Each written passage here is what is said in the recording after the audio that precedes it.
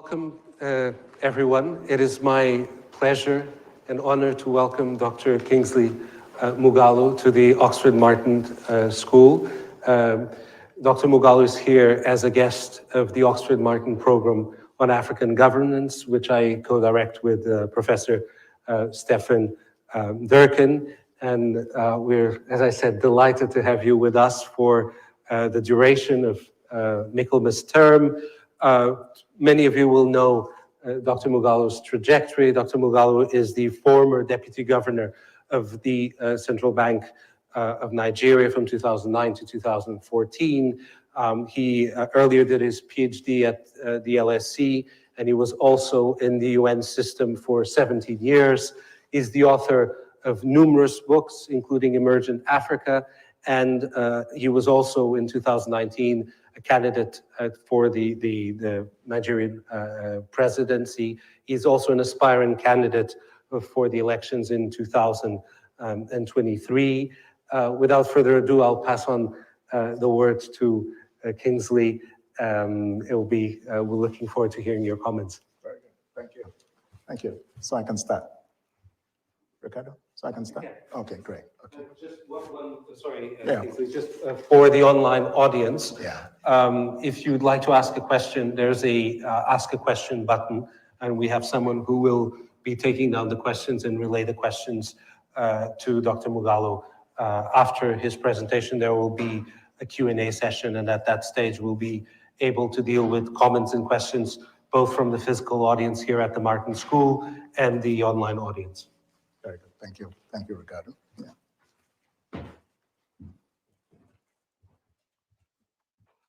Good evening. Good afternoon. Thank you very much, Ricardo. I thank the Oxford Martin School for hosting me as a visiting fellow for this Michaelmas term. It's been a great experience, and this is part of what I'm supposed to deliver as a visiting fellow. I did not come simply to look at the beautiful environment of Oxford.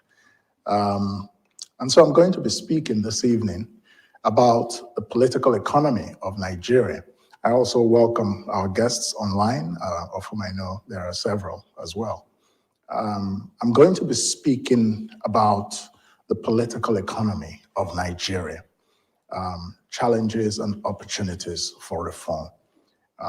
Many of us here, of course, are familiar with Nigeria. It's a country that is big, important, and matters in the world.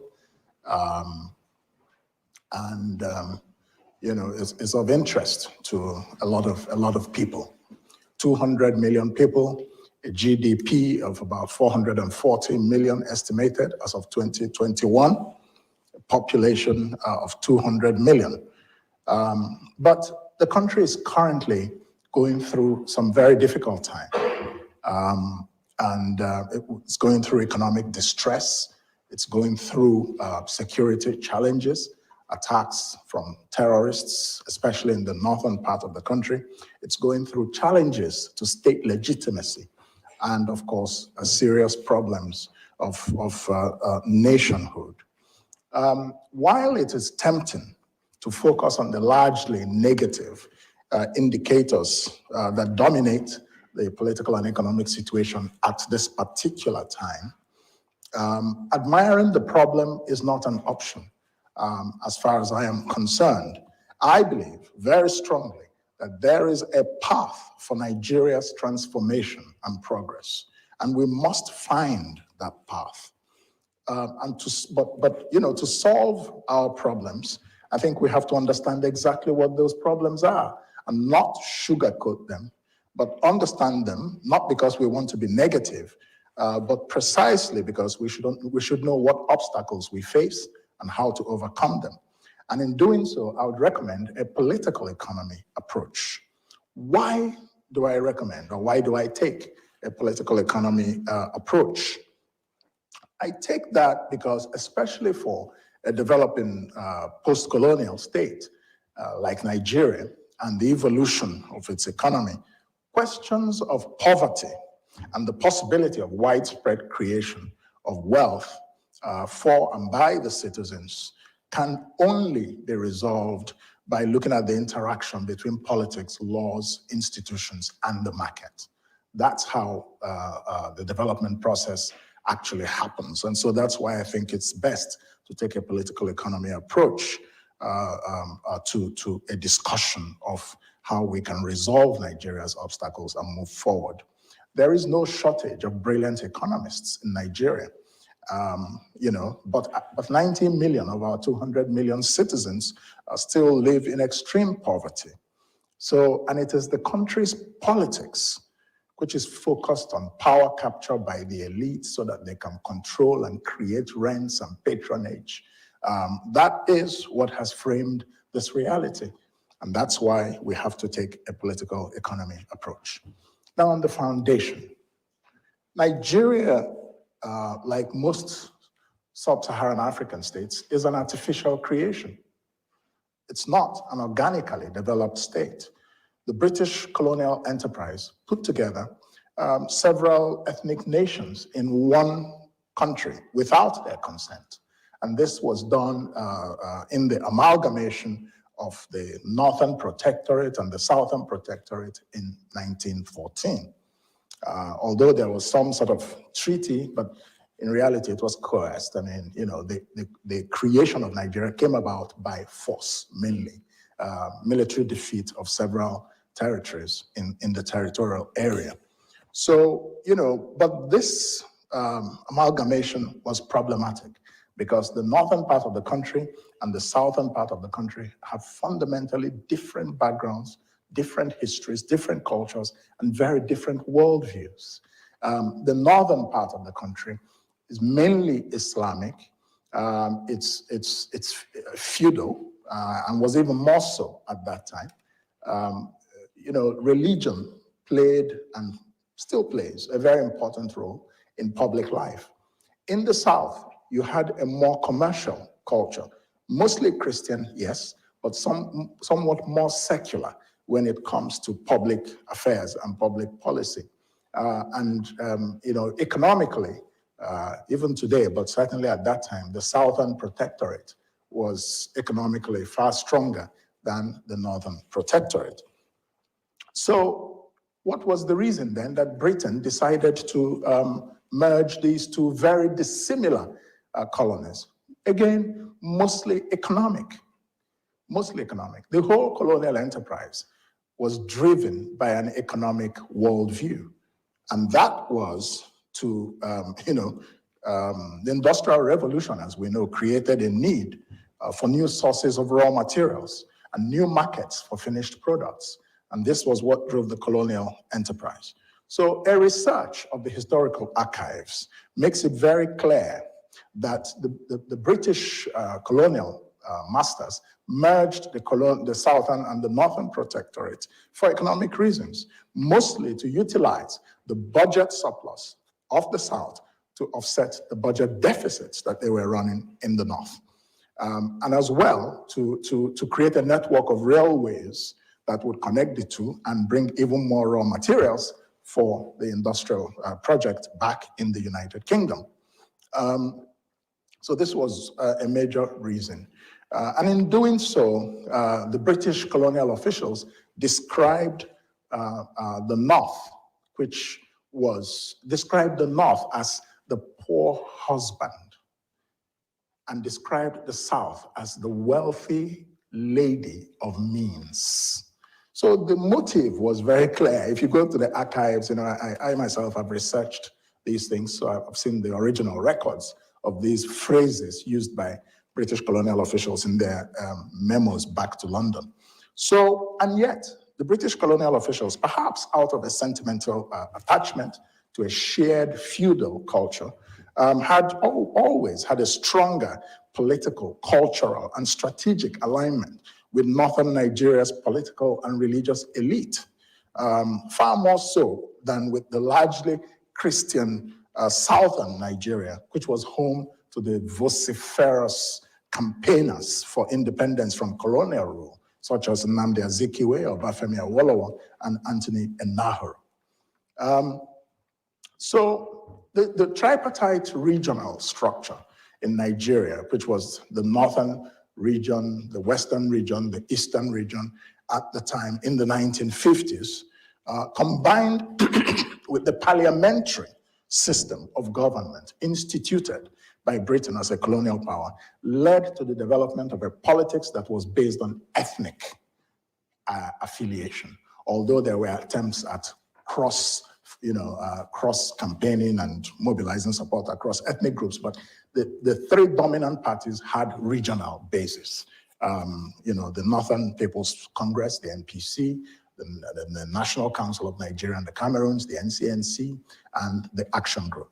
So one of the implications of this trajectory was that Nigeria had no single founding father, around whom a national identity and consciousness could cohere in the same manner as, for example, Sir Seret Sekama of Botswana, Julius Nyerere of Tanzania, Jomo Kenyatta of Kenya, or Kwame Nkrumah of Ghana.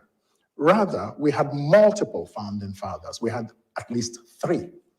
And that was Nnamdi Azikiwe, who was Premier of the East, Ahmadu Bello, who was Premier of the North, and Obafemi Awolowo, who was Premier of the South.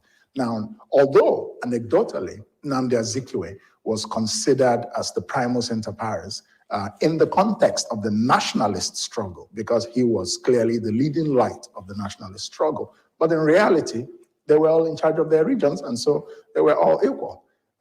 So this is a very important understanding of the background of where Nigeria is coming from. Now, we must recognize these unique, difficult foundations, like I said, not because we cannot make Nigeria a truly great country. In spite of them, I believe that we can, personally, but because, like I said, we must know consciously the roots of the obstacles that we have to overcome. So having said that, what are the strategic challenges that face Nigeria today? If you take a poll of Nigerians, they will come up with a myriad issues. But I have tried to synthesize it down to 7.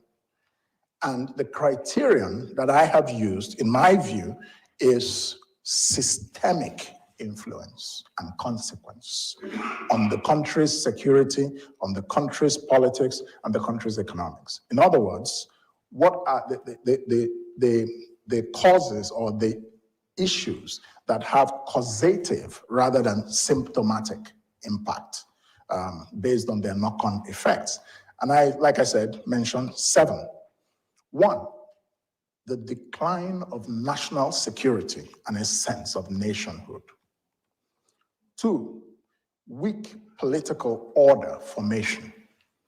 3, the decline of state capacity and the elite class. 4, the curse of oil. 5, corruption. 6, uncontrolled population growth. Uncontrolled population growth.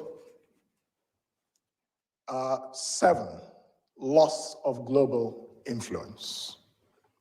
So these are the 7 issues that I have identified as the most important systemic and strategic challenges that face Nigeria. And I repeat, decline of national security and a sense of nationhood, weak political order formation. 3, decline of state capacity and the elite class. 4, the curse of oil. 5, corruption.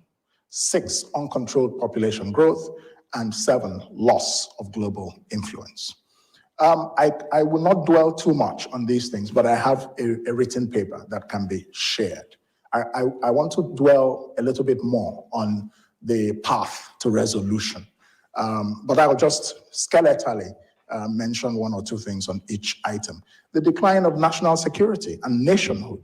Today, Nigeria is beset by terrorism. The territorial integrity of the nation, of the country, is under assault from Boko Haram and an assortment of other terrorist groups. In the past 10 years, about 50,000 people have been killed by terrorist attacks, mostly in the northern states.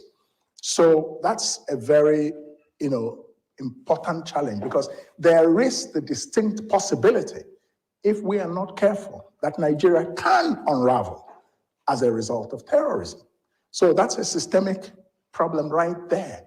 And along with that, of course, is what I identify as the decline of nationhood.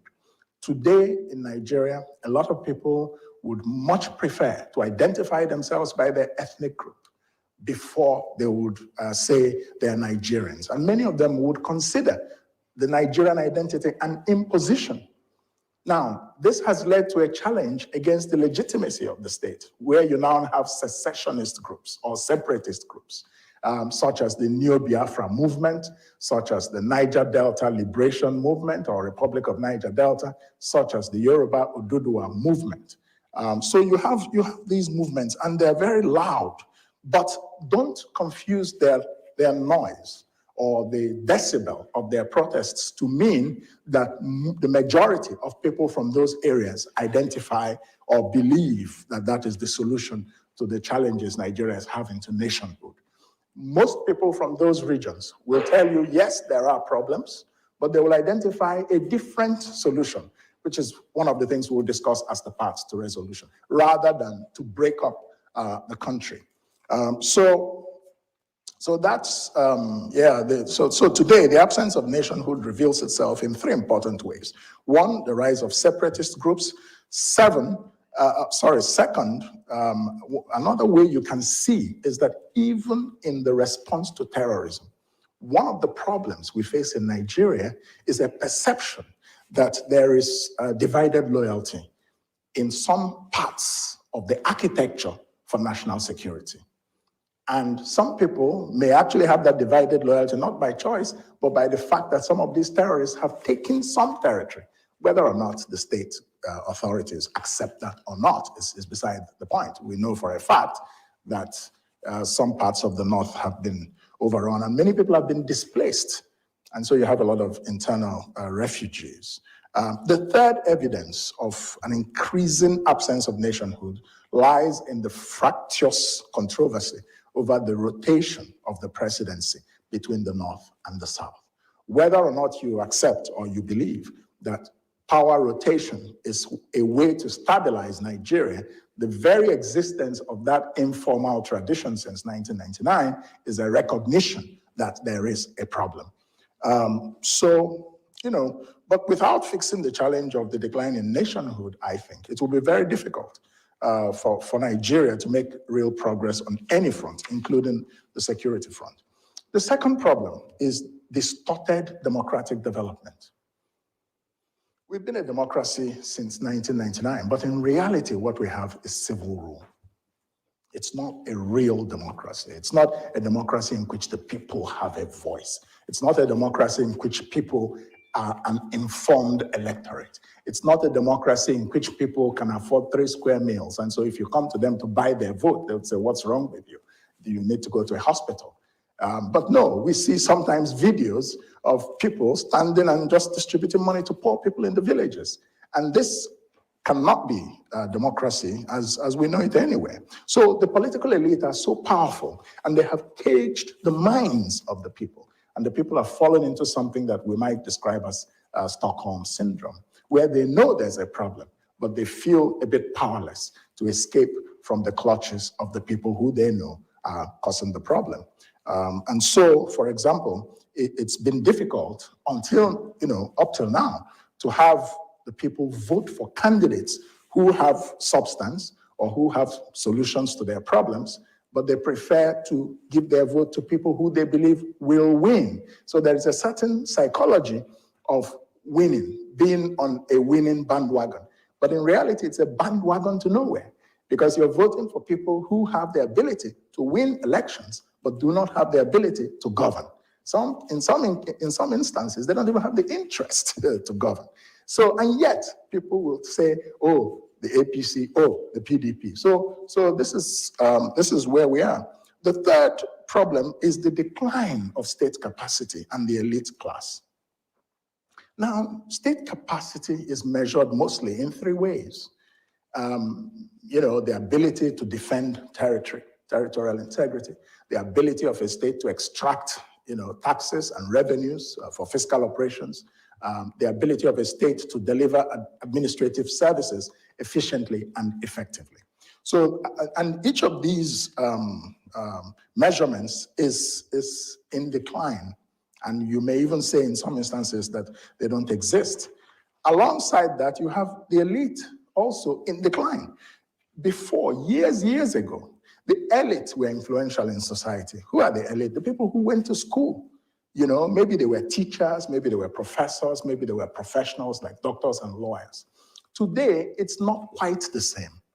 They're not necessarily the people that a lot of people look up to. You know, so there's been, the elite is in retreat. First, it's economically emaciated because of the economic problems in the country. And so increasingly, people are either rich or poor. And you have an emaciating middle class.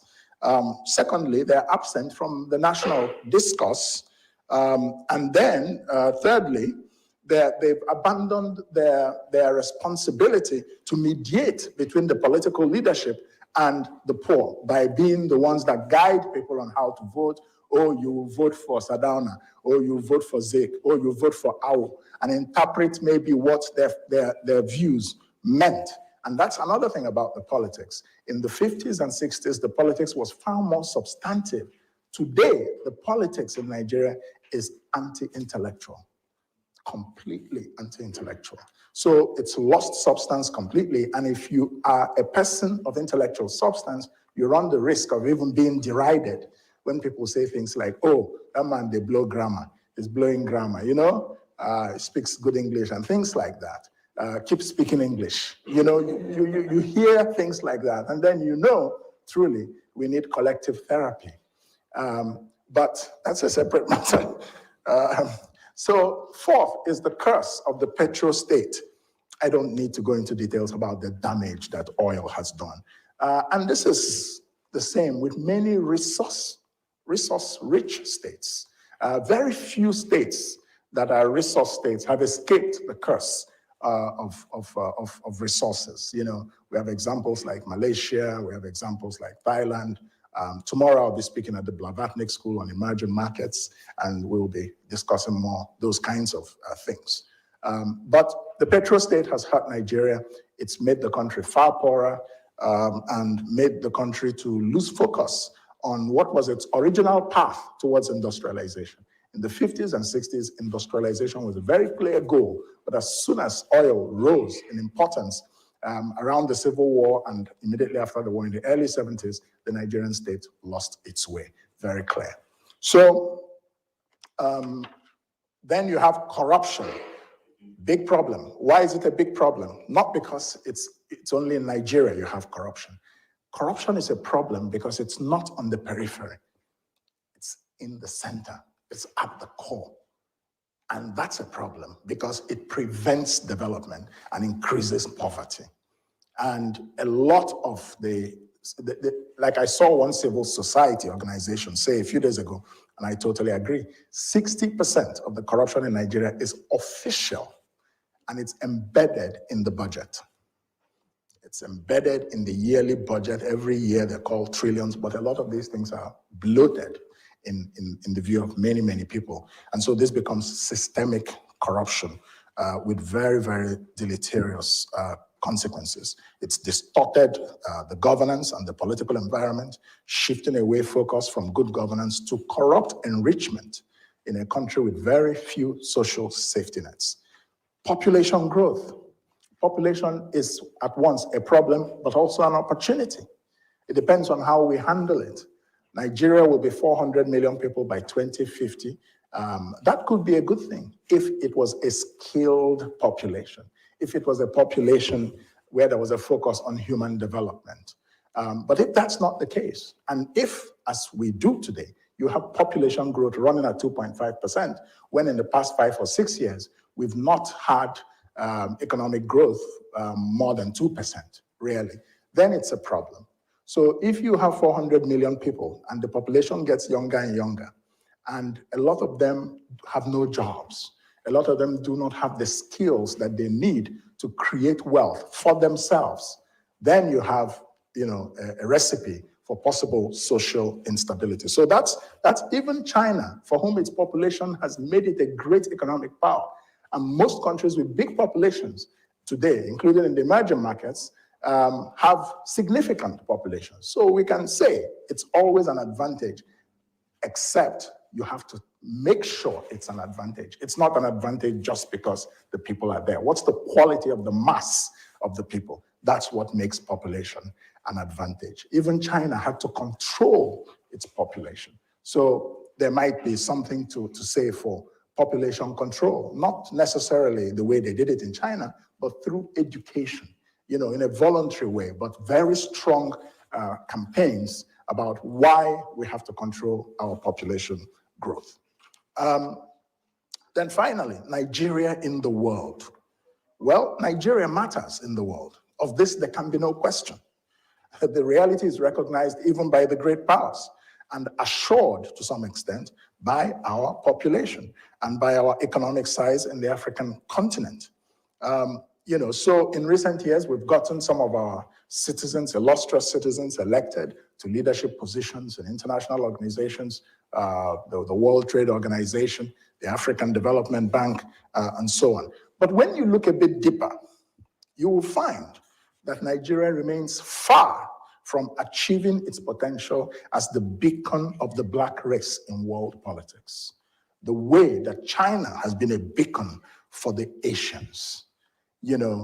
Race is an important factor in international relations, even if it's not often discussed at diplomatic summits. Because with races, you then have worldviews, and worldviews shape outcomes on the ground.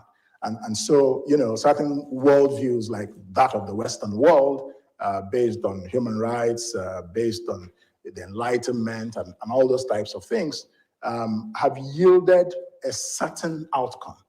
That of China has yielded a certain outcome. What is the worldview of the Black race? What is the worldview of the African continent? Or what is the worldview, or what are the worldviews of individual African countries? So I felt that Nigeria has a destiny in this particular sphere that is still to be fulfilled. Early in our life as a country, in the early 60s, foreign policy was always a subject of debate in domestic politics. You had people criticizing Tafawa Balewa. Why are you allowing Nkrumah to take center stage in the world? And Tafawa Balewa would defend himself. Of course, he too was very respected internationally. So you had, but today, nobody discusses foreign policy inside Nigerian politics. No, and so you do find a decline in the ability to effectively project our power and our interest, because this depends to a large extent on domestic positioning. If you're economically strong, the likelihood that you'll be able to project power and your interest is much higher. South Korea, for example, joined the UN only in 1990. By 1997, it had produced the Secretary General. That was just amazing. They did not see the need to join the UN for many, many years because they were focused on something else. But for many of us in Africa, immediately we became independent. The first thing was to go to international organizations and show our physical and psychological presence. So then you have issues like, despite Nigeria being Africa's largest country by GDP, we're not a member of certain clubs of the medium global economic powers. We're not a member of the BRICS. Some people would have argued that we should be, and then it would be the BRICS. We're not a member of the G20. So some of these kinds of things. And then, of course, our foreign service suffers from underinvestment, leaving its operations financially stressed. And finally, in this area, you find Nigeria increasingly unable to protect its citizens who suffer ill treatment abroad. And this creates frustrations for people at home.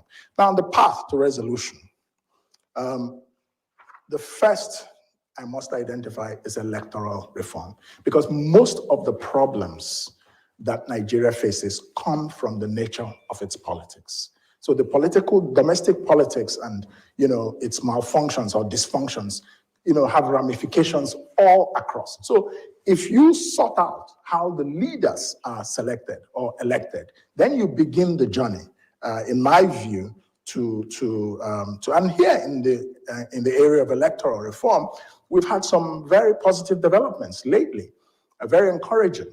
One of which is an amendment of the Electoral Act to allow the Independent National Electoral Commission conduct elections and collate votes and transmit results electronically, which has the potential to sharply reduce the phenomenon of rigging.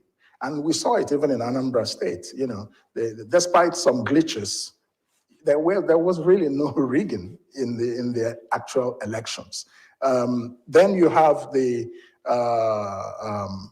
provision that parties should now conduct their primaries directly, which is good. So it doesn't allow the political grandees in the party to simply anoint their candidates. Party members vote for who they want to select to run any race for them, whether it's presidency or governor. So these are encouraging developments. But I say that further reform is needed. The most important is the matter of money. Money controls politics in Nigeria, as it does in the United States and to a significant extent, the UK. I would argue, and there's then a lot of scope for corruption when you're talking about how to raise money to finance elections for parties. I believe in the system like in Germany and a number of other European countries. The government should finance political parties. The presidency of General Ibrahim Babangida did this in the 80s and early 90s, and I think it worked. The National Republican Convention and the Social Democratic Party were both financed by the state, and it was a more even contest for power. I think we should return to this. Otherwise, we will continue to have uneven playing fields for candidates and political parties, and so there will be a lot of room for the phenomenon of dark money and influence peddling. Yeah, so I recommend that private money should be banned in Nigeria's electoral democracy. The second is citizen education and participation. This is very important to have a real democracy. The third is the emergence of what I call transformational leadership, not just the emergence of politicians. Of course, the transitional leadership will emerge through a democratic process, but there's a difference between politics and leadership. And politics is simply a path to producing leadership. And our system needs to appreciate this a lot more. And we need to start looking for leaders, not just politicians, or looking for leaders amongst politicians. Then we need elite consensus and youth participation. I believe that we need a consensus among our elites. They must now revive themselves and begin to discuss the next leadership of our country, bearing in mind the problems that we're having that we've discussed earlier. Young people, who make up 70% of the population, need to be a leading part of this consensus building and these discussions. And I recommend, in that context, selection before election. Yes. Let young people, let elites, let different interest groups come together and see whether they can achieve a consensus of the kind of profiles of leadership they would like to see. And then they'll be put through the normal electoral process. Then I think fourth or fifth is that there needs to be a third force needs to emerge to accomplish this transition to transformational leadership with the benefit of youth support and elite consensus. So I believe that this third force is necessary, my own personal view, and I think it's shared by a lot of people. Yes, I believe that the third force is necessary because the status quo, the way it has developed, the two major parties we have, I believe that at least in the short term and as they are constituted today, they are unable to take Nigeria forward politically or economically. And if you keep looking for salvation amongst them, it's like looking for a needle in a haystack. It's going to be difficult for specific individuals to overcome the system that brought them to power and a system that exists for certain purposes that are not really aligned with good governance. Then constitutional reform. You see, I deliberately did not start with this. Constitutional reform is very important, but we should not lose sight of the importance of leadership and leadership selection. Because if you say it's just the structure that's the problem, and you go and do some review, then you just localize the problems that we've been having in a unitary context. So constitutional reform to return Nigeria to true federalism is necessary for political stability and to prevent some groups from feeling marginalized by the powers of the center.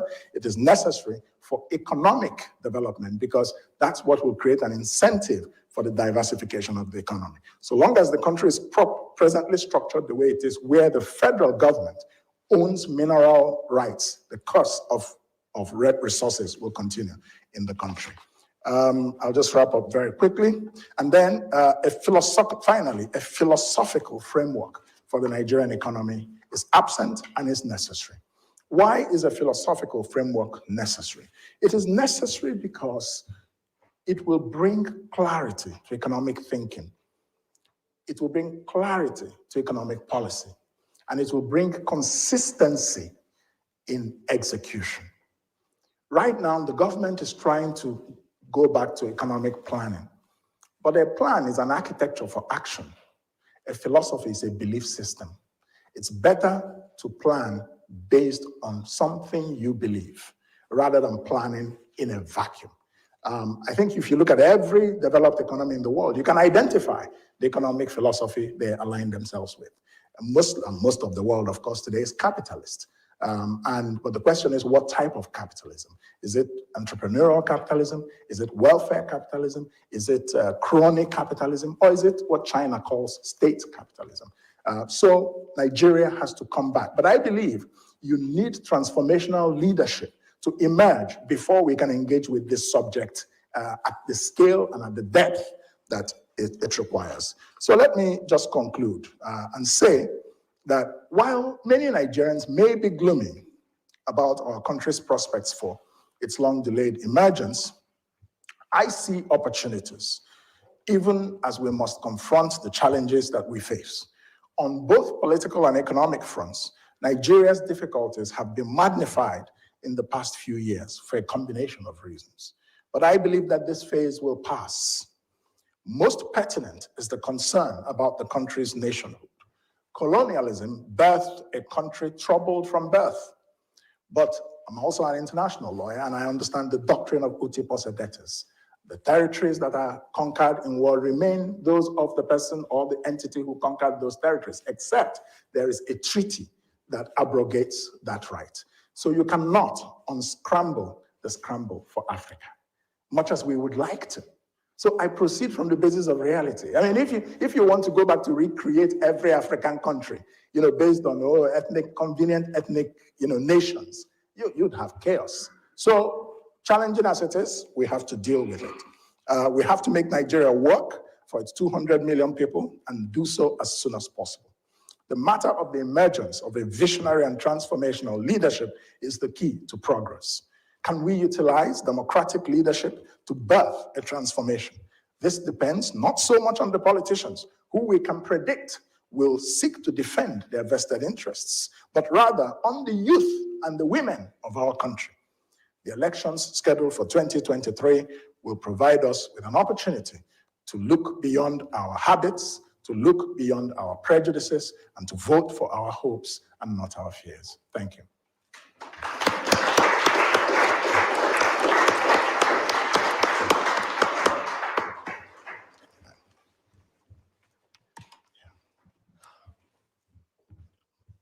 Thank you. I'd like to start by thanking Dr. Moghalu for a speech which was excellent, both in its backward-looking dimensions, looking into the Nigerian trajectory, but also a speech that was forward-looking and aspirational. Thank you very much. Before I open the floor to questions and comments from the audience, I would also like to thank two distinguished guests in our audience, the 14th Emir of Kano and former governor of the Central Bank of Nigeria, and Arunma Ote, current chair of the Royal African Society and former vice president of the World Bank. It's a pleasure and obviously a privilege to have you with us today. You didn't say Muhammadu Sanusi II. Oh, sorry. When you say Thank you. Sanusi, everyone in Yes, Nigeria knows exactly. what you're talking about. So. Exactly. Thank you. So the floor is open to questions. I would just ask you to be brief in the questions so that we have not just the audience with us here today, but an extensive audience online, and we are collecting questions from that online audience. So if you can be very sharp, very brief, very to the point, we'd be very thankful. Please, the lady.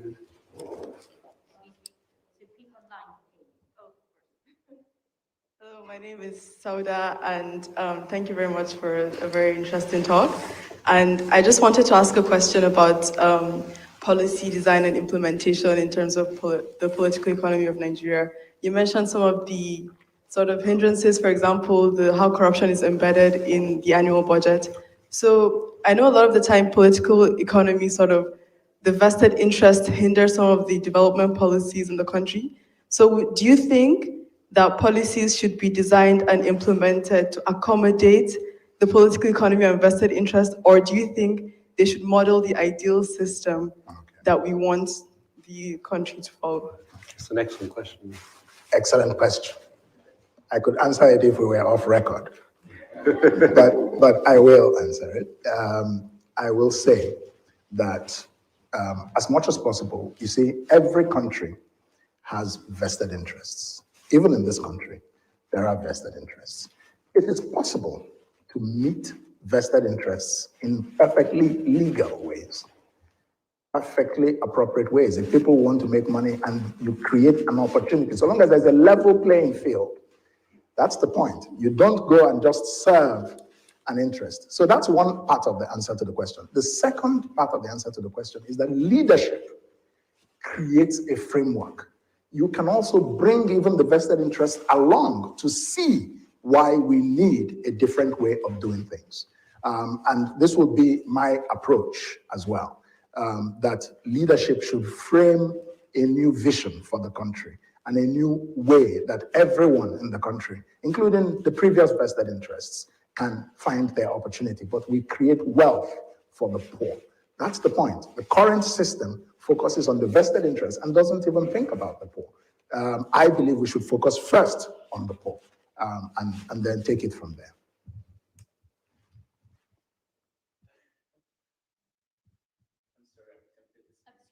Please, please do. Please do. Excuse me, sir. Yeah. People online can't hear you. Yeah. My view is I think we need to understand that vested interests differ and vary.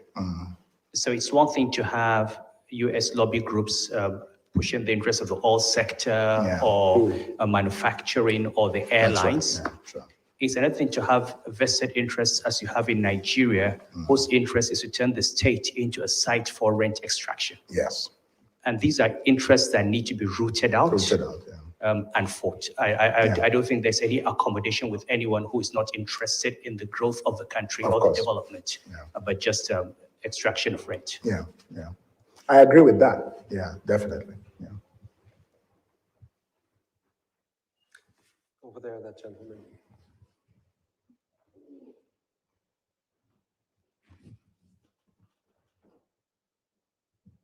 Thank you very much. I'm Dr. Isa Kushitu Al-Mustafa, Associate Lecturer, University of Plymouth. Thank you very much, Prof. I have two questions for you. One is to you directly.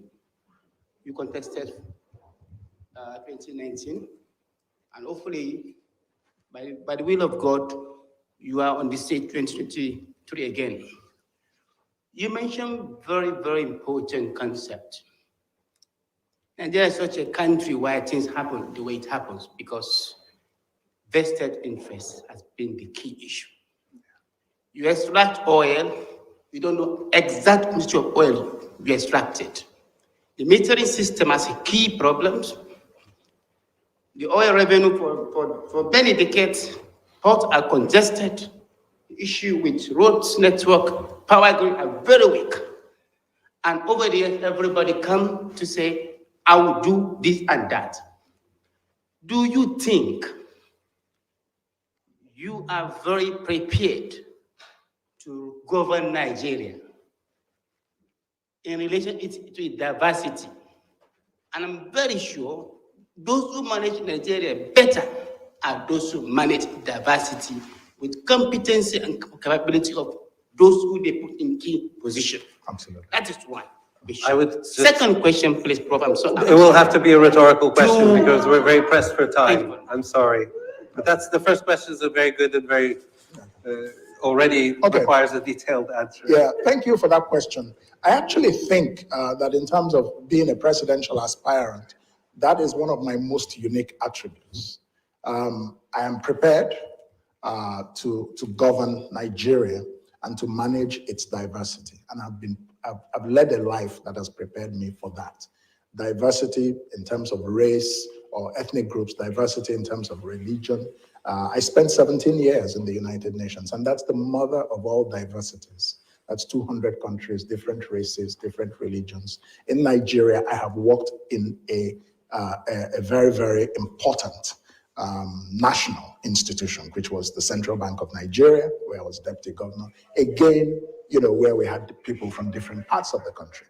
And my career has had political sides, economic sides, and other sides. These are the things that prepare you to manage the diversity in the country. So I feel, yes, and I think importantly, I think I have the ability to articulate a vision that people can buy into and persuade even unwilling people to consider that vision.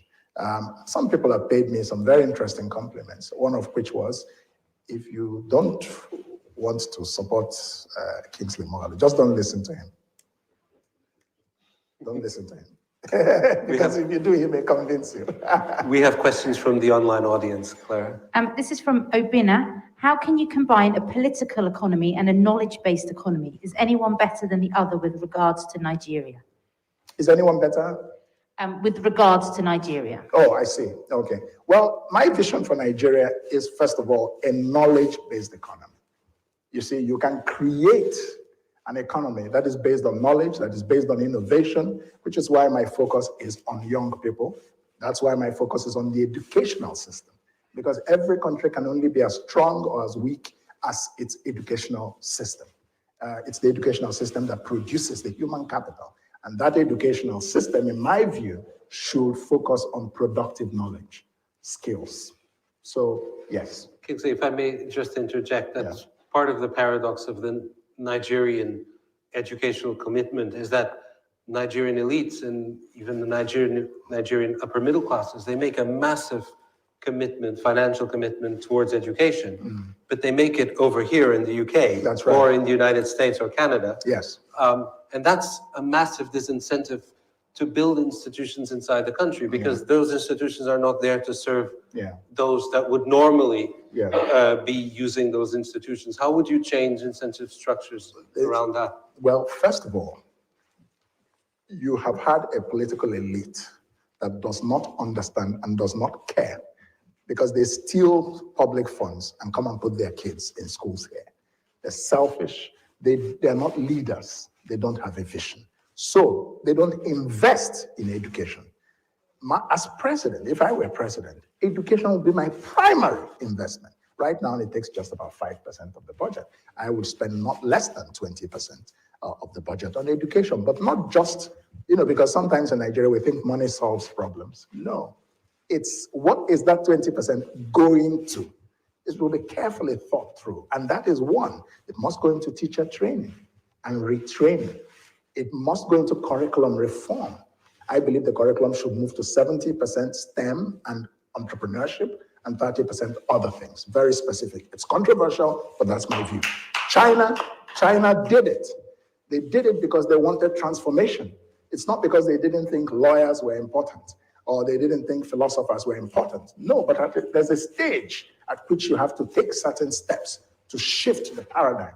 And so this is the approach I would take. We will invest in educational infrastructure. I've said it, every child in any federal institution, if I were president, would have a laptop. We can afford it. We just have the wrong priorities. We invest in everything else. Instead of using public-private partnerships to develop massive infrastructure, the government awards contracts so that public officials can get rich. So it's about shifting the paradigm with leadership and policy. Thank you. We have another online question. So this is from Medina. What policies and programs are currently in place by the federal and state governments of Nigeria to reduce the unemployment rate that is currently at 27%? The unemployment rate is 33%, actually. And the youth unemployment is, I think, 46%. And youth unemployment and underemployment is over 55%. So it's actually worse than the question. But right now, there's a lot of rhetoric, but the challenge is actually not being met. The way to meet the challenge of unemployment is to go back into educational reform. Because right now, the university and tertiary system is a pipeline into unemployment. Many people are not equipped to create jobs for themselves because they don't have the skills to. So that's where to start in a structural way. I've also said that if I were president, I would establish a venture capital fund, not credit, but venture capital, 1 trillion, to give young people, train them with skills, fund innovation, and give people venture capital to start new businesses. So these are the kinds of approaches that I would use. I don't think they're being used now. So it's about skills, very, very important. It's about skills and then creating access to capital. Let access to capital meet skills, and a lot of young people can create their hustle. And that's what's happening, for a small group of young people. Now, imagine if you had it's happening in spite of the government, not because of the government. So imagine if you had a government that says this is actually our way forward. So yes, I said also, because I have come out with a 7-point agenda for the young people of this country, of our country. And I have said that one of the things we would also do is transitional support for unemployed young people for about 6 months. But that's on certain conditions. You have to register for training in a skill, and we'll transition you out. We're not going to keep you permanently on the dole, but we will help you to find employment or create one. I can see at least 6 questions in the audience. So we're going to, there's one there, the gentleman, and then here and there, and then over there. And well, there's several. Please. As I said, please be brief. I will try to be very brief. Thank you. First and foremost, let me acknowledge the presence of His Royal Highness, the 14th Emir of Kano, Mohammed Sanusi II. Dr. Moghalu, thank you very much for a very insightful talk. I have known Kingsley for well over 30, 35 years. We're classmates. 40 years. 40 years, yeah. We're classmates. Now, you started your very interesting talk by looking at the heterogeneous nature of Nigeria and how that has been a problem. Now, my first sort of problem with that is there's hardly any country in the world that is strictly homogeneous. So there must be a problem with leadership and how we transition from nationalities to nation state on the one hand. But what interests me in your talk is you seem to have looked at a third force as the way forward for Nigeria. My question is, that third force, is it going to be made up of Nigerians from outer space?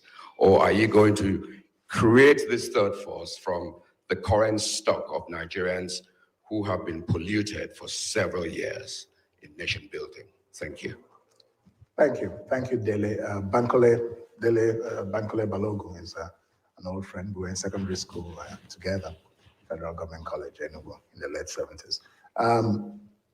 Let me answer your question, Dele. I know that there's a lot of skepticism but I can also tell you a truth, that many Nigerians, in 2019, people were not necessarily thinking the way they're thinking now.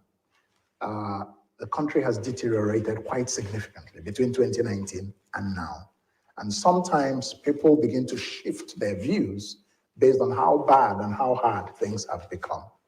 Many people have skepticism about small parties. But if there were to be a third force, which is a merger of several small parties, and people feel that this is a force that is clearly an alternative to the status quo, you will find a lot of support. That's really my answer to the question. But everything is about political strategy. The third force will succeed based if it has a political strategy that is effective. It will succeed if it can raise financing. They don't have governors who control state resources that they can steal, but they can go to the people for crowdfunding. If the people want change, if 1 million Nigerians or 2 million Nigerians donate 5K, you are 20 billion already. It's about the strategy, and the message. So 2022 will be a very interesting year. I believe that a mighty wind will blow and Irokos will fall. That's the way I think, and I think it's possible. If you look at America, the way Trump came to power, if you look at France, the way Macron came to power, they beat conventional wisdom. Things that people did not think would happen, happened. You can say, okay, that Macron broke out from the major two-party system and formed his own third way, and they made it. You might say, that is France, not Nigeria. But I don't believe that is possible. I don't believe that that's necessarily correct. In 2015, most people thinking in the Nigerian way did not believe an incumbent would lose power. But it happened because a number of factors came together. The time was ripe. The insecurity, the perceptions of corruption, the weak leadership, all of these things created a vacuum. Again, the same thing has happened between 2015 and now. So people have tried two of the main parties, and many people, the key will lie with the youth. That's what I want to tell you. If it's up to the poor, hungry villagers that people can go and give money, I don't know what will happen. But if young people, many of whom are here today, and many of who are listening, if they were to decide to fight their apathy and engage with the political process, they have the numbers. So we intend to create our own electorate. Let me just reveal that to you. Well, first of all, I have to thank Oxford Martin School and Ricardo for this opportunity that you've given Professor Moghalu and us all to focus on Nigeria.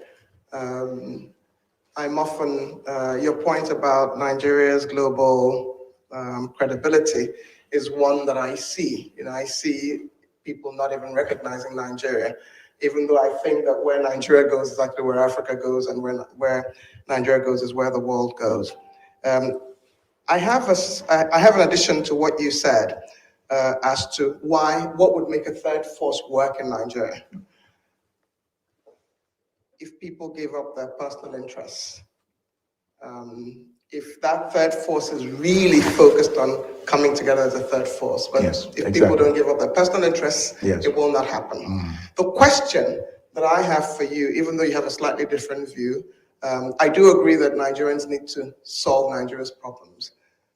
But what do you think the West, the rich nations, can do to help? Because sometimes when you're removed from a situation, you do have power that those in the situation don't have. Thank you. Yeah, thank you, Aruma. The West and their possible role in the resolution to the Nigerian crisis is a question that comes up a lot. I think, assume I was president of Nigeria. Let's just start from, because when people who don't have the worldview, when people who don't have the exposure, the experience of international relations and diplomacy are the ones making decisions about how our relationship with the West can be more mutually beneficial, it's not going to work. The worldview is to go around the world with a begging bowl. Oh, we have a problem in the Northeast, give us money. Oh, we have this, give us, this is just not a place I operate from. I will say to the West, here is your vested interest. Here is your enlightened self-interest in a Nigeria that works. And that interest will benefit us all. Your companies can come and do business. I don't mind, so long as they create jobs. Do you see what I'm saying? Here's how we can negotiate a mutually workable outcome. But I do believe that the primary solution for Nigeria's problems would have to come from Nigerians themselves. But the country is big economy, and there's of course several angles from which the West is important. And I think someone who understands international relations, someone who is exposed, someone who can strike beneficial deals, can deal with the West in a way that is mutual, that Nigeria's interests are not shortchanged, but you don't turn the West into your enemy. I don't think it's necessary. I'm not interested in being Fidel Castro of Nigeria. No. And then, people will spend 8 years trying to kill you. That's not interested in that. Yeah, so They didn't manage to. yeah, Castro, he did well, but He lived a long life. so I'm interested in a win-win scenario, and I think it can be negotiated. Yeah. There's a question, this gentleman and that lady over there. Thank you so much, Moghalu, for your very nice talk. I have a lot of questions for you, but I'll just focus on two. One of them is just taking off from the issue you spoke about now, which is interest of the different parties. So there's this talk about restructuring Nigeria to adopt true federalism, but it appears as though there's opposition to that view from a region of the country, mostly the north. My question is given that policy makers have come to see that this is probably the best thing to do, how do we get other people to understand the incentives for this new system? Yeah. Because it appears as though they are trying to protect their interest, and then no one is trying to tell them what their interest is going to be in the future system. But then I've not seen real practical steps about how to do that. So that's one question. The second one is, what will be the logistics of the government actually funding campaigns of different political parties? How many parties can be allowed to contest? What will be the criteria for registering parties? And how will the corrupt system, which is currently existing, fit into that? Yeah. The first question it's a very important question, and it's addressed in my speech, but I didn't have time to elaborate. First of all, I don't agree that it is the case now. Perhaps the Emir can enlighten us more, but that the North is opposed to restructuring. There are elements, even outside of the North, that we're very skeptical about restructuring. For example, the former military leadership class, which brought in more of the unitary system. But if you notice, most of them, even the Babangidas, Basanjo, they've all shifted. This is how a society evolves. People argue, people debate, and then things are happening. And then you begin to see that your position is no longer tenable. There are two things about managing the interests of any region that feels that if we stop everybody going to get the federal allocation account, the federal allocation meetings, life will stop tomorrow morning. I propose that there has to be a transitional period in the revenue allocation formula. You do not create a new constitution and tomorrow morning, voila, no. You create a transitional period so that different parts of the country will prepare themselves. That's number one. Two, if you are even looking at a resource endowment as a basis for wealth creation, which I don't believe in, but since we have the resources, we will turn it to wealth. How? Look at the solid minerals in the northern part of the country. Oh, sorry, yeah. Look at the solid minerals all over the country. They can, if in a proper federal state, where the states own those resources or the regions own those resources, that's actually the future. Oil is in the past. These are the things you explain. And that future, how can you benefit from it in a way that avoids the mistakes we made with oil? One, I would argue that there shouldn't be foreign investment in natural resources without a component for value addition, for beneficiation before it's exported out of the country. Two, if you come to the north to establish industries around solid minerals, you create training institutes for young people. It's part of the deal.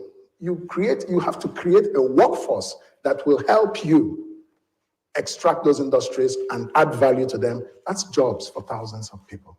So these are some of the ways that you can negotiate and bring, I believe in what is called manufacturing consent or manufacturing consensus. many people have given up in Nigeria because the kind of leaders who can articulate a vision and manufacture consensus around it have not yet come up, because the system is not allowing them to come up. So therefore, everybody in Nigeria feels this is an impossible country. We should just go our separate ways. You know, I don't think so. Like I think it was Dele said, there are very few countries that are totally homogeneous. So I don't see what is so impossible about managing our diversity or managing the different interests that exists. Everybody may not get ideally what they want, but you can create, you know, a win-win situation. Yeah. Well, I can see at least 6 or 7 questions in the audience and many more online. I think but unfortunately, we're past 10 minutes, past the hour, so I'm going to give you, Your Royal Highness, the last word, and from that point onwards, we'll close the session.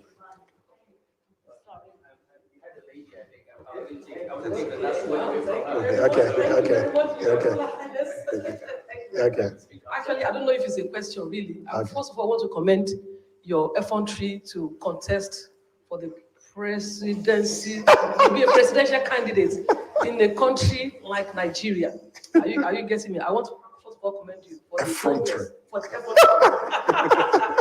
I don't know if it's a question, really, but I've gone through the Google, I've Googled your agenda, your manifesto, and I see that you've got a great one. But how do you want to get there? Is it a question? Are you getting what I'm saying? Yeah. When you have the likes of Jagaban, Bola Ahmed Tinubu to contend with, this is a contention, and not even a competition. It is a contention. It's even more than a competition. A contention. You're contending. I would say that is an excellent last question. Yeah? Yes, sir. Thank you. Yeah, let me just very quickly. Of course, one cannot, it's a lot of things are about strategy. And you will understand that we have some detailed plans and detailed thinking that I may not be able to reveal in detail. But I would say that we want to go to the people with a message that will resonate with them. We want to mobilize resources because we know that you cannot fight elections without money.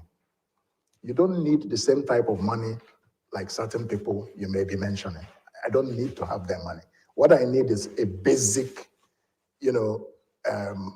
cache of resources that allows us to do the things we need to do. Because a lot of the big resources in the traditional Nigerian politics go to vote buying, they go to settling godfathers, national and local. So half of that money actually doesn't go into the election, goes into private pockets. So the point is that you have to ask people some basic questions.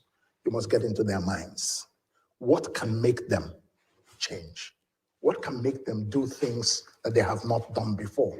What can make them respond to the power of certain political, people in a way that they have not before? The electoral reform is beginning to help. The matter of the electronic transmission of votes, it helps.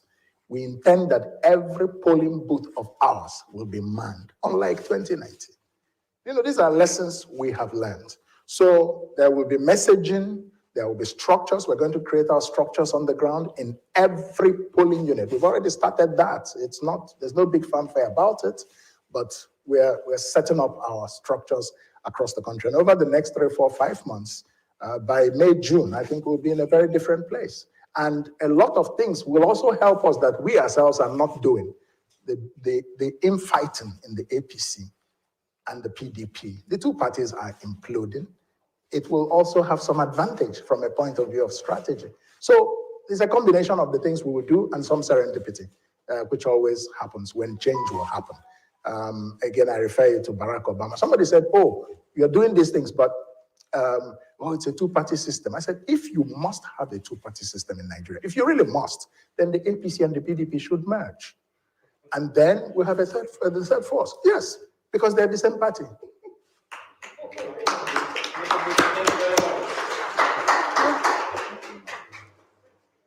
Thank you, Kingsley. And please join me in thanking our distinguished guest for a great talk.